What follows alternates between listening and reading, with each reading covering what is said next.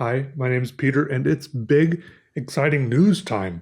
The part of the show where I tell you big, exciting news.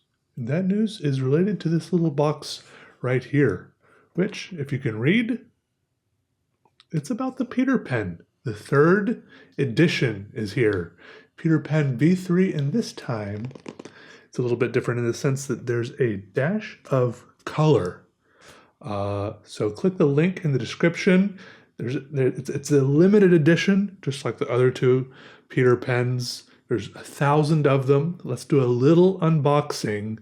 This one is, once again, a partnership between me and Narwhal Pens, facilitated by Goldspot. So thank you to Narwhal Pens and Goldspot for working with me on this. Here's the box. Pretty nice. You can see there it says Narwhal Original Peter Draws Sky Blue Medium. This time, in the previous times we only had medium and fine pens. This time we have medium, fine, and broad. Right? Take the user guide and warranty off the top. Shows you how to refill it. And then, of course, just like the last one, each pen comes with a signed card.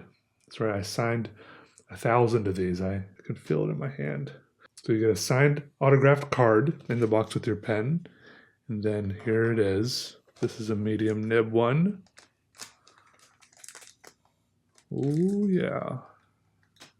Here on the cap is where it has the number. So you can see this pen is number 863 out of 1,000. And also in the box comes a nice little metal screwdriver. Wrench. That's what that's called. Yeah, it's a little snug, but the wrench can fit in right here, and it's for unscrewing the whole piston system if you need to take that part out. As you can see, this is the sky blue edition, and there's kind of a light bluish sheen here to it. This is the medium pen, and I like how like some of my previous Peter Pens, the little swirls go inside each other as you put on the cap. It does post. I usually don't post it because, I don't know, the pen feels pretty good just like this when you're using it. You just put the cap there like that. Here's a couple other pens. This is the fine nib, and it has a completely different little swirly texture on them. Each pen will be completely unique. No one will have the same set of swirls. Some people will have tons of swirls. Some people will just have a few distinct, unique swirls. So everyone gets a different experience. Everyone gets a different number. Everyone gets their own autograph card. Let me know how you like your pen. And then finally, here's the B pen, broad. Sometimes I call these bold pens, but the B really stands for broad, I think, because as you can see, it's almost like a calligraphy nib here on the end, as it's broad.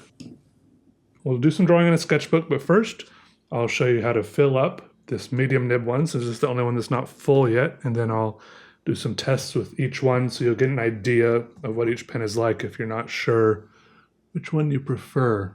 I'm going to twist this to push the piston all the way down to the bottom.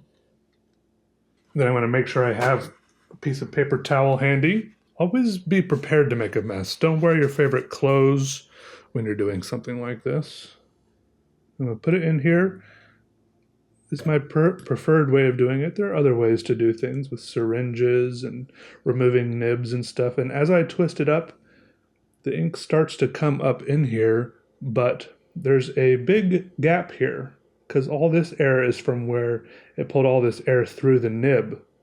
So I'm going to actually empty it out again. This is only necessary the first time you fill it up, really. And then refill it, and this time there will be less air in there since the nib and the feed was already full of ink there. There's about only half as much air in there this time. All right, so get rid of some of the excess. Then I'm going to clean off the handle there. You might get some on your fingers. It's okay. The ink I'm using here is platinum black carbon ink. It's kind of my preferred ink because it doesn't smudge very much, but you can choose any kind of ink. Any ink should work as long as it says fountain pen ink, which there's about 1 billion kinds of. So just explore a little bit. Put the lid back on so we don't have a terrible accident. Right here is the medium nib.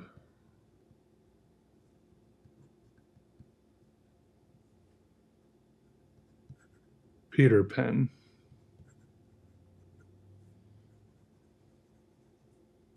Pretty nice. Flows really well. Looks good, feels good. Next we'll try the fine nib. Fine nib.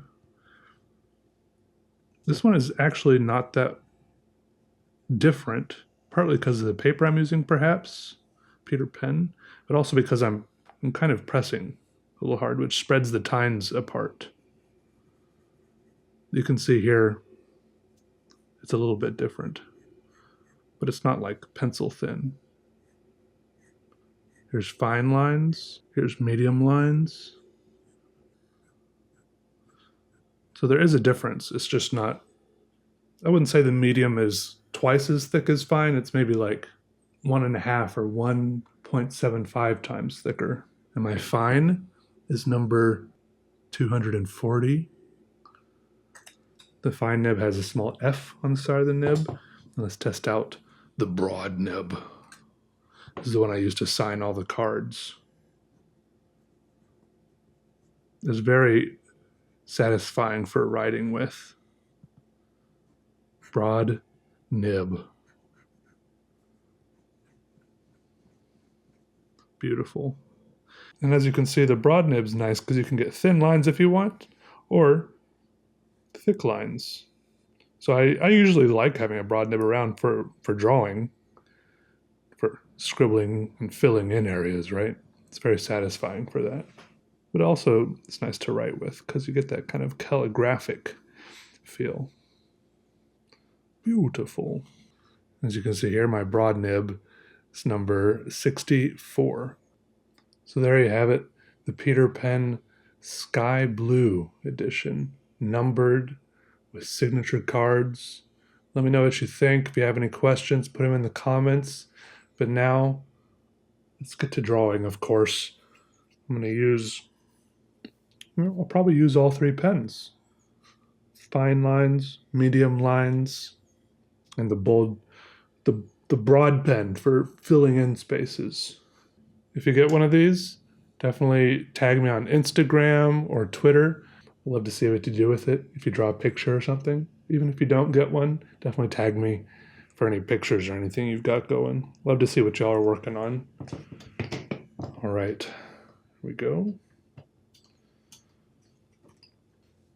Okay, let me summon some inspiration.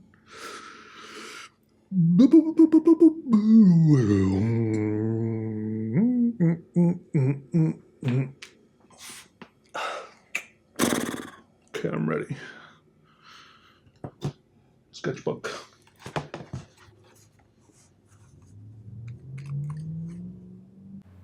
Now, I should say a couple words about the little wrench that comes with the pen. Some people have been asking in the comments of previous videos about pen maintenance, pen cleaning, what it takes, and I might make a video in the future about pen cleaning in general, not just about this pen, but most of the time, in my experience, you don't really need to use this little wrench that comes with it. It's kind of like, I don't know. I was trying to think of a car mechanic analogy, but I don't know enough about cars. I hardly ever take apart the whole piston system with this little wrench, and when I do, I usually regret it for a couple reasons. First of all, because then I'm stuck fiddling with the pen, trying to get it all back together, and then that takes away from time when I planned on drawing, and I'm messing with the pen. And then sometimes when I do get it back together, I mean, you can always get it back together. Like, You're not going to break it or something. But then sometimes it's like completely airtight, right?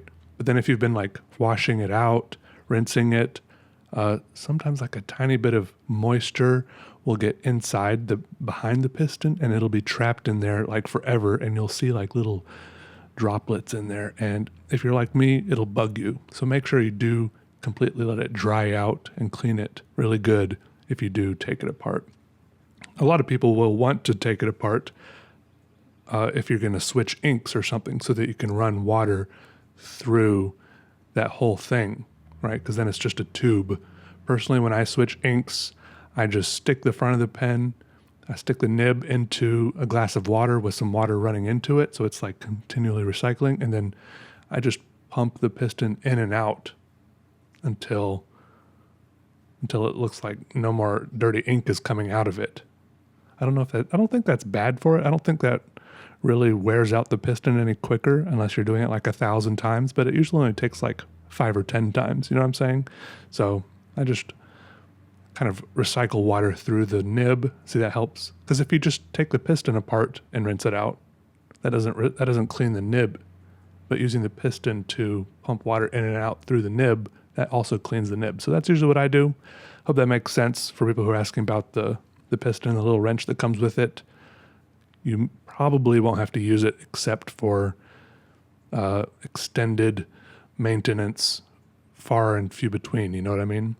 As far as this drawing goes, let me know if you have any other questions about the pen, by the way. I'll be happy to answer them. But as far as this drawing goes, it's really just a doodle. And by that, I mean, the goal here is not to make a big, grand piece of fine art. This is not supposed to be a crowning achievement that you can... Look, like I said before, there's too much pressure when you tell yourself you're sitting down to make the most incredible thing ever. What I like to... In my mind, what I like to relate it to is kind of imagining a little stream or trickle of water going down like a little earthen slope. Except in this case, I am the water, okay? And you know, if you can imagine in your mind the little trickle of water, it doesn't have a specific goal in mind. I mean, it's going down, but it's just water. It doesn't have a goal. It goes down and it fills up maybe a little crevice, right? It fills up a little area. And as soon as it fills up that area, it overflows and goes down in some other direction. And it finds another little hole to fill up. And then it overflows in some other direction. And it might even split at some point and create 2 little rivulets flowing down and around. And that's kind of how it goes with the doodling too. I start off going down. I guess that's the general direction of the drawing. And then I kind of get caught up in drawing some little section of the drawing. And then I kind of spill over into some other little section. And then I get bored of that. I spill over into some other little section. And I kind of bob and weave and trickle down through the drawing without any destination in mind. But in the end, I get to the bottom of the hill. The page is full at the end. And I like how it looks. Just like if I poured some water down a little earthen hill, I think it would look really cool, the little undulations of the water going down the hill. I think that would be cool. I think that'd be a cool experiment, just to find a little hill and pour water down it. I like that. Even that kind of aesthetic is reflected in the design of this pen with the little swirls in it. I've always been inspired by little streams, swirls, clouds, smoke, like ink swirls in water, stuff like that. There's no intention or end goal behind it, but it still ends up looking cool. So that's kind of all related to doodling, I think. But in other news, I have a slight obsession. It's just a slight one, and it's turned into something I've added to my bucket list. But the problem is, I don't really know how to fulfill this. There's a thing called a bucket wheel excavator, and they're basically these huge mining machines, usually used for coal mining, I think. And if I think I've talked, if you know me at all, you know, sometimes I get really fascinated by huge pieces of machinery or even just intricate pieces of machinery. And these things seem to be both. I first saw one of these in a video I watched on YouTube like 10 years ago at least, called Bagger 288. And I didn't know why it was called that at the time, but it was like one of those dumb, hilarious, funny, a treasure of a YouTube video where it's like a song.